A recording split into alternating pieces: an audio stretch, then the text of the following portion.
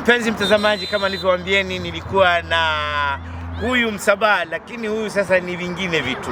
Huyu tumecheza mpaka kombe la dunia, anaitwa Mukessa Richard. Tulikuwa naye 1995 Qatar, akiwa ni odha wa timu ya taifa. Watu ukisikia kombe la dunia wanadhani ni historia. Ndio huyu angali hai. Bwana Mukessa Richard, habari za masiku? Nashukuru Mungu tuko sawa. Bwana, unasikiaje kupata tena jezi kwa mara nyingine tena? Hakuna furaha iko kubwa kama vile kuona tena leo za ndani. Unacheza na Sunga, tuko na wenzetu Jumamosi, Mavuye, les anciens de l'équipe nationale. Ce sont des ténors, ce sont des légendes de l'équipe nationale du Burundi. Abana bakinyi rurangiranwa n'abakinyi berekanye amateka atari make, amateka atari amafaranga. Hao ni wachezaji, nataka kuzungumza kwamba ukimwona Jumamosi pamekosa kina Maliki Jabir na wakina Nefu, ndio wachezaji utasema na kina Lomami, lakini hao ni wachezaji tutasema sio wajukuu wa soka ya Burundi. Hawa ni wababu wa soka ya taifa ya Burundi. Bwana Mukessa, bila kwenda mbali kwenye kiona mbali runinga yetu, kutayarisha michuano kama hii imewapa somo gani na madhumuni ilikuwa nini? Kwanza, kitu cha kwanza ni kukutanisha umoja, undugu wa watoto nyumbani, pia kuleta utamaduni wetu katika miji yetu tunaishi leo.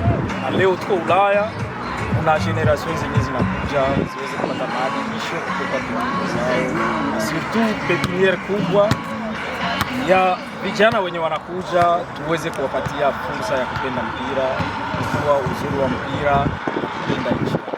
Amesema vijana wadogo, tazama kule watoto wadogo ndio wanacheza mpira, na wakija kucheza na wababu zao. Wale watoto wa Mukessa akisema hivyo, na unaona wengine hapa pembeni, ni kitu kikubwa sana. Sasa nilitaka ni kuache, maana umechoka. Timu zinazochuana hapa ni timu gani zimepata fursa ya kuweza kufika kwenye kinyang'anyiro cha kombe, yani finali?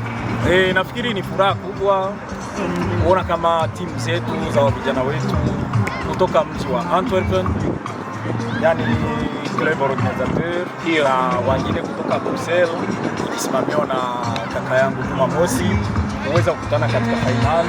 Yani ni miji mikubwa miwili ya Belgium naweza kukutana na wachezaji wa nyumbani ili waweze kuleta furaha na kumbukumbu, kuona kama ndugu zenu waliostaafu kimpira hawakustaafu kimoyo.